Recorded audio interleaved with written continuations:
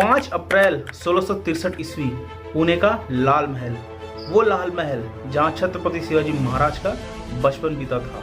उस लाल महल में अफरा तफरी का माहौल था और औरंगजेब का मामा उस लाल महल में अपनी जान बचाने के लिए भागा भागा फिर रहा था। नमस्कार, मेरा नाम है राधेश्याम शर्मा और आप देख रहे हैं हमारी ऐतिहासिक श्रृंखला पर आधारित खास series the great Wars of India. Pratapgarh में हुए युद्ध में छत्रपति शिवाजी महाराज के हाथों अफजल खान की मृत्यु हुई थी और इसकी गूंज पूरे भारत में सुनाई दी थी। कई मोर्चों पर छत्रपति शिवाजी महाराज के हाथों मात खाने के बाद बीजापुर ने दिल्ली की मुगलिया सल्तनत के साथ हाथ मिलाने का फैसला किया और उसने दिल्ली ये संदेश भिजवा दिया। ये संदेश भिजवाने के साथ साथ उसने अहमदनगर और उसके आसपास के जो इलाके जो कि बीजापुर के कब्जे में थे, उसके अधिकार क्षेत्र में पड़ते थे, उसे उसने मुगलिया सल्तनत को सौंप दिया और कहा कि आप उत्तर से दक्षिण की तरफ आइए और छत्रपति शिवाजी को रोकिए। वहीं दूसरी तरफ औरंगजेब को यह सुनहरा मौका लगा क्योंकि तब छत्रपति शिवाजी महाराज का गढ़ पुणे खाली पड़ा था। वहां पर छत्रपति शिवाजी महाराज नहीं थे और वो मराठा सूबेदारों के अधिकार क्षेत्र में था। मराठा सूबेदार उस वक्त पुणे की सुरक्षा में तैनात थे। पुणे में छत्रपति शिवाजी महाराज का बचपन बीता था और औरंगजेब ये बात अच्छी तरह से जानता था और यही कारण था कि वो उस भावनात्मक जुड़ाव पर चोट करना चाहता था। इसी वजह से उसने शाइस्ता खान को एक बड़ी सेना लेकर पुणे पर कब्जा करने के लिए भेजा। शाइस्ता खान 20,000 की टुकड़ी लेकर औरंगाबाद से निकला। औरंगाबाद से होते हुए उसे पुणे जाना था। रास्ते में चाकण का दुर्ग पड़ता था। चाकण के दुर्ग में उसे एक बहुत बड़ी रुकावट का सामना करना पड़ा। चाकण के दुर्ग के सूबेदार थे फिरंगोजी नरसाला। छत्रपति शिवाजी महाराज ने फिरंगोजी नरसाला के पास ये संदेश भिजवाया था कि तुम दुर्ग को छोड़कर जा सकते थे, लेकिन मराठा कहाँ छोड़ने वाला था। उसने जिद पकड़ ली कि मैं दुर्ग की रक्षा करूंगा और इसी जिद ने लगभग 56 दिनों तक शाइस्ता खान के कारवां को रोक कर रखा। अंत में परेशान होकर शाइस्ता खान ने सुरंग खुदवाई। पानी भर गया सुरंग में।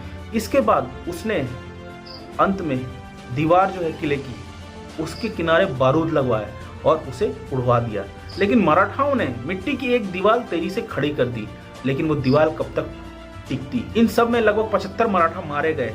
लेकिन शाइस्ता खान को जब पता चला कि किले के अंदर मात्र 350 के आसपास सैनिक थे, तब वो आश्चर्यचकित हो गया कि मात्र इतनी छोटी सी सेना को लेकर फिरंगोजी नरसाला ने इतना बड़ा विरोध जताया।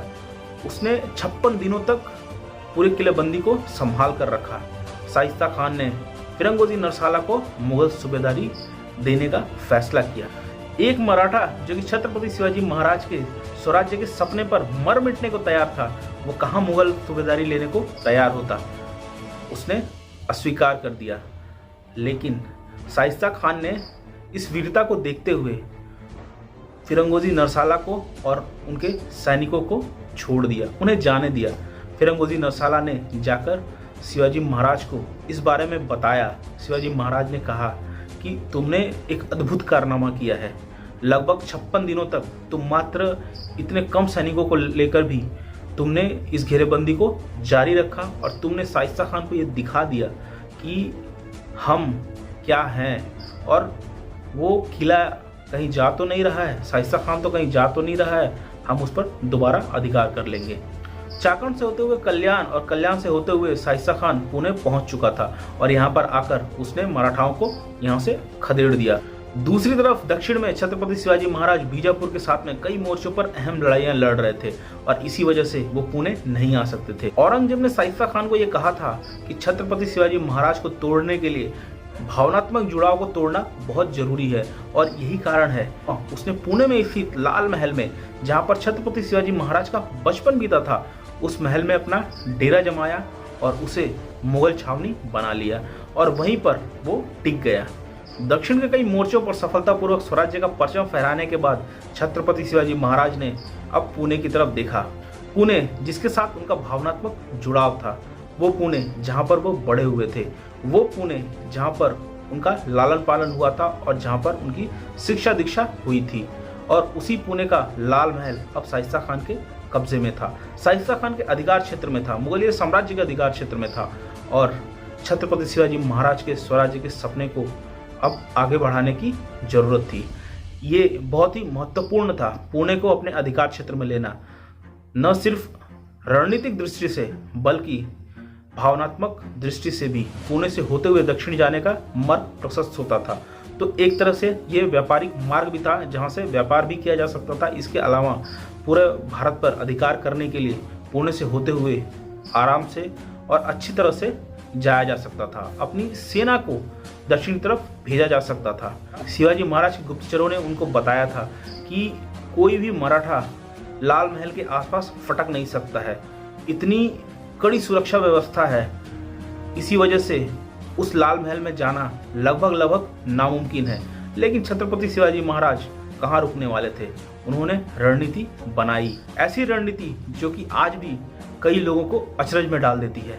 बताऊंगा आपको, लेकिन चैनल को सब्सक्राइब कर लीजिए और हाँ, लाइक और शेयर जरूर कीजिएगा। कमेंट में हमें जरूर बताइएगा कि आपको ये वीडियो कैसा लगा।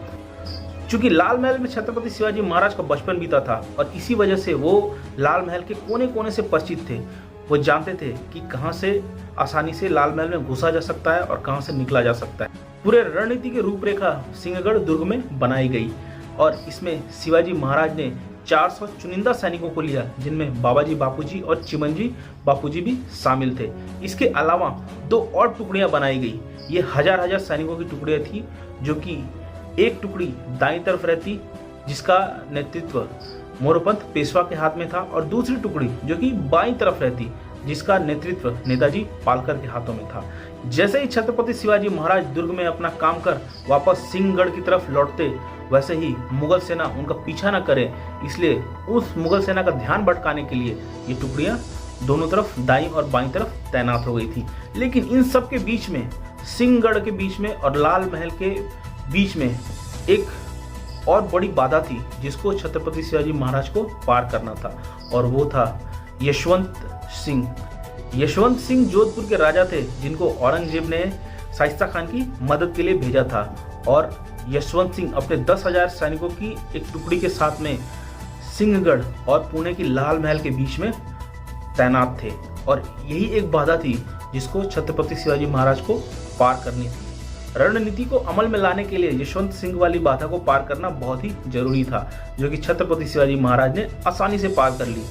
लेकिन जब वो लाल महल की सीमा के आसपास पहुंचे, तब वो ये भी जानते थे अच्छी तरह से कि सुरक्षा व्यवस्था बहुत चाक चौबंद है, बहुत अच्छी है, और इसी वजह से शिवाजी महाराज ने अपने 400 सैनिकों को कई छोटे छोटे टुकड़ों में बांट दिया, किसी को शक भी न हो और वो सुरक्षा घेरे को आसानी से पार करते हुए अंदर घुस सके। और इसी के तहत उन्होंने एक बारातियों वाला पेश धरा, जिसमें शिवाजी महाराज खुद दूल्हे बने। कुछ और सैनिकों की टुकड़ी जिन्होंने अपने आप को मुगल सेना का ही हिस्सा बताया, और उन्होंने कहा कि हम दक्षिण में तैनात थे और अब हम यहाँ आए हैं, यहाँ पर हम अपनी उपस्थिति दर्ज करवाने आए हैं। इसके अलावा कुछ और मराठा कामगारों और मजदूरों के रूप में महल की सीमा के अंदर घुसने में कामयाब रहे। महल में घुसते ही मराठा सैनिक तेजी और स्फूर्ति के साथ में अपना कार्य करना आरंभ कर चुके थे। शिवाजी महाराज 200 की टुकड़ी लेकर आगे बढ़ चले थे, जबकि बाबाजी बापूजी के पास में बाकी 200 सैनिक थे। उस वक्त शाइस्ता खान हरम में अपने रानियों और दासियों के साथ में सो रहा था। हरम के चारों तरफ सैनिकों का एक सुरक्षा घेरा था, उसके चारों तरफ उसके बड़े पदाधिकारियों का घेरा था। कुछ मराठा सैनिक रसोई घर की तरफ बढ़ चले। रसोई घर के ठीक बगल में शाइस्ता खान के सेवकों का कमरा था, और इन दोनों के बीच में जो दीवार थी उसके बीच में एक दरवाजा था, और इस दरवाजे को इन मराठा सैनिकों ने बंद कर दिया, और साथ ही वहाँ जो मौजूद सुरक्षा में जो सुरक्षा प्रहरी थे उनको भी मार दिया। इसके अलावा मराठाओं ने जो हरम के आसपास के जो सैनिक थे उनको भी धीरे धीरे कर खत्म कर दिया। शाइस्ता खान हरम में सो रहा था और हरम के बाहर जो दीवार थी उसकी ईंट निकाली जा रही थी, और कुछ ईंटें निकाली गई जिससे होकर कि एक एक मराठा सैनिक अंदर धीरे धीरे चुपके घुस सके, क्योंकि बाहर की तरफ जो सुरक्षा प्रहरी तैनात थे उनको आसानी से पहले ही मार दिया गया था। लेकिन शोर न हो इसीलिए यह काम धीरे धीरे करना था। ईंट निकलते ही सबसे पहले छत्रपति शिवाजी महाराज खुद अंदर गए और उनके पीछे पीछे मराठा सैनिक अंदर घुस गए। छत्रपति शिवाजी महाराज और मराठा सैनिक अंदर तो घुस चुके थे, लेकिन उनके अंदर घुसते ही जो कुछ रानियां जो जाग रही थी या कुछ दासियां जो जाग रही थी, उन्होंने शोरगुल मचा दिया और ये शोरगुल मचते ही वहाँ पर अफरा तफरी का माहौल छा गया और शाइस्ता खान को इसकी भनक लग गई। वो अपनी तलवार की तरफ बढ़ा, लेकिन छत्रपति शिवाजी महाराज ठीक उसके सामने मौजूद थे और छत्रपति शिवाजी महाराज ने तलवार से उस पर वार किया। उसने अपने हाथ से खुद को बचाने की कोशिश की, लेकिन इसमें उसके हाथ की 3 उंगलियां कट गई और वो अपनी जान बचाकर वहाँ से भागा और उसने वहाँ से भागते हुए खिड़की से छलांग लगा दी नीचे की तरफ। शोरगुल बढ़ता देखकर कुछ मराठा सैनिक तेजी से संगीत कक्ष की तरफ बढ़े। संगीत कक्ष में जो कि तबले थे, जो कि वाद्य यंत्र थे, उनको मराठाओं ने बजवाया और इससे वहाँ पर जो शोर हो रहा था वो शोर बटने लगा। लेकिन इन सब के बावजूद हलचल तो कहीं ना कहीं तेज हो चुकी थी। इसी शोरगुल के बीच में शाइस्ता खान का बेटा अबुल फात बाहर आया और अबुल फात को जैसे ही खबर लगी कि मराठाओं ने आक्रमण कर दिया है, वो भी अपनी तलवार लेकर आकर भिड़ गया और मराठाओं से वीरतापूर्वक लड़ा, लेकिन वो मारा गया। दूसरी तरफ मुगल सैनिक सजग हो चुके थे और अब वो शिवाजी महाराज को और मराठाओं को ढूंढने लगे थे और मराठाओं ने तब शिवाजी महाराज को सुरक्षित किले से बाहर निकालने का फैसला किया। शिवाजी महाराज के सकुशल बाहर निकलने का संदेश मिलते ही दाहिनी तरफ और बाहिनी तरफ तैनात मोरोपंत पेशवा और नेताजी पालकर की टुकड़ियों ने अपने अपने हाथों में मशालें जलाई और वो अलग अलग दिशाओं में निकल गए। मुगल सैनिकों ने अपने घोड़े तेजी से उन मशालों की दिशाओं में दौड़ा दिए, जबकि छत्रपति शिवाजी महाराज सीधे होते हुए सिंहगढ़ की किले की तरफ निकल गए और वो सकुशल सिंहगढ़ के किले में पहुंच गए। दूसरे दिन सुबह जब सब कुछ सामान्य हुआ, तब शाइस्ता खान बुरी तरह घायल मिला। उसकी 3 उंगलियां कट चुकी थी, उसका बेटा मारा जा चुका था, उसके कई सैनिक मारे जा चुके थे। मुगल सेना को भारी नुकसान हुआ था, लेकिन इससे बड़ा नुकसान हुआ था उसकी प्रतिष्ठा को। औरंगजेब ने जब यह खबर सुनी तो उसको एक बार को यकीन ही नहीं हुआ कि आखिर ये हो कैसे सकता है। औरंगजेब शाइस्ता खान से बहुत क्रोधित हुआ था, क्योंकि कहीं ना कहीं मुगलिया सल्तनत की प्रतिष्ठा में एक बड़ा दाग लगा था और इसी वजह से उसने शाइस्ता खान को बंगाल में भेज दिया गवर्नर बनाकर। उस वक्त जिसको भी सजा देनी होती थी उसे बंगाल में गवर्नर के पद पर भेज दिया जाता था। ये कहानी थी छत्रपति शिवाजी महाराज के अचूक रणनीति की। ये कहानी थी मराठा वीरों की, उनके शौर्य की, और जो स्वराज्य के सपने में शिवाजी महाराज के संग गए और उन्होंने वहाँ से शाइस्ता खान को भगाया। ऐसे वीडियोस को बनाने के लिए हमें महत्वपूर्ण रिसोर्सेज का इस्तेमाल करना पड़ता है, जिसकी वजह से हमें समय और धन दोनों का ही उपयोग करना पड़ता है। अगर आप कुछ सहायता कर सकते हैं हमारी, इन नंबर पर हमें गूगल पे कीजिए। धन्यवाद।